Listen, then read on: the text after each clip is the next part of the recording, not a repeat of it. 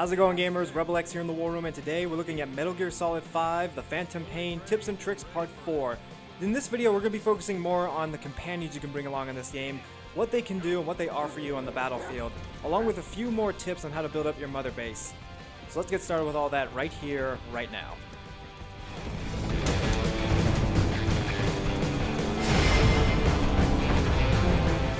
So to kick things off, let's talk about Dee Dee, the wolf. Now, Dee Dee you picked up as a pup earlier on in this game. Well, now he's full grown and ready for the battlefield. Now, Dee Dee, for me personally, is probably the best companion you can get in this game. I know many people will say, no, Quiet's the best companion, but let me explain. So, when you first bring Dee Dee into the field, one of Dee Dee's best abilities is to sniff out enemies. As you see here in the video, Dee Dee is already spotting enemies for me. I haven't taken out my binoculars, I haven't ordered him to do anything, he automatically does it. If you're much more of the stealthy player, Dee Dee is the best companion to bring along because Dee Dee can spot these enemies no matter where they are. If they're enclosed behind buildings, taken behind cover, Dee Dee will sniff them out and mark them on your screen and on your map for you.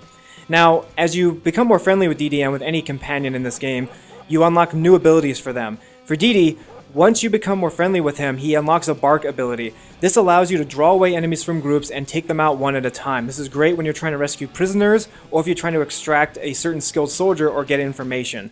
So, for me personally, if you're much more of the stealth player, Dee Dee is probably the best companion to get. One of the best things too is that you can order Dee Dee to kill enemies as well. As you see right there, Dee Dee just jumped on that guy's head, basically bit his face right off and killed him automatically. And you know, what's more satisfying than that? Now let's talk about Quiet, the female assassin. Now, Quiet at the start when you first start using her, if you're much more of the guns blazing type of player, she might be the best one to bring along.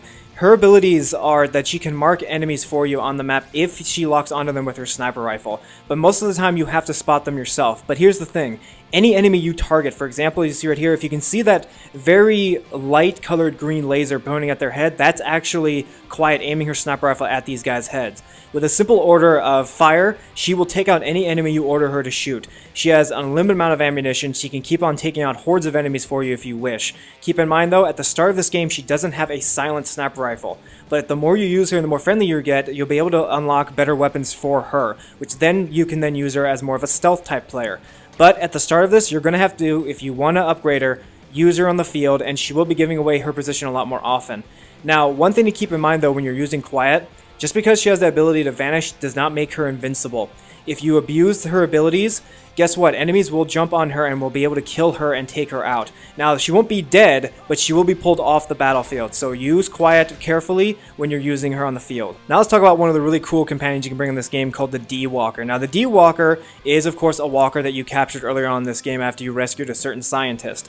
Now, the best thing about the D-Walker is you can customize this guy. You can put a Gatling gun, rocket launcher, twin pistols on him. Anything you can think of that the game allows you to unlock, you can bring out to this guy.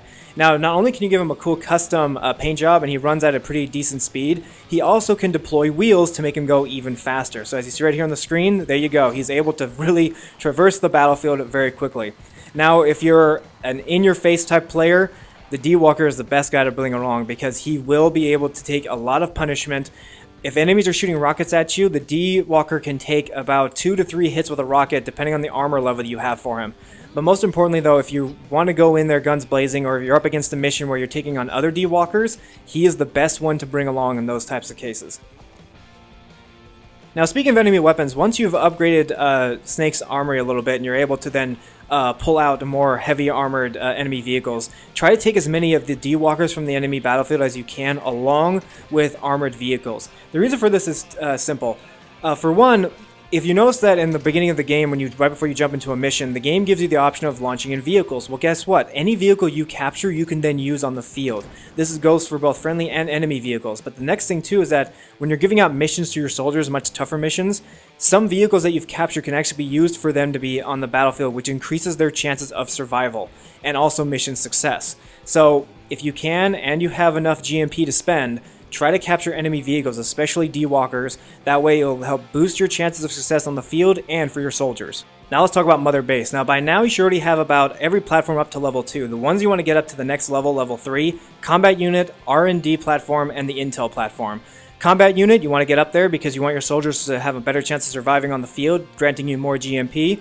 R&D so you can unlock more heavier weapons because you're going to need them later on in this game, along with the balloon ability to carry out heavy armor out of the field, and your intel for spotting enemies, getting better interpreters, and information out of the field. Alright gamers, that's all the time we have for today here in the War Room for our Metal Gear Solid 5, The Phantom Pain Tips and Tricks Part 4. We're going to be doing Part 5, along with other gameplay tips and tricks on more games very, very soon. If you like what you see, feel free to subscribe to the War Room, and until then, we'll see you guys next time here in the War Room. Thanks for watching.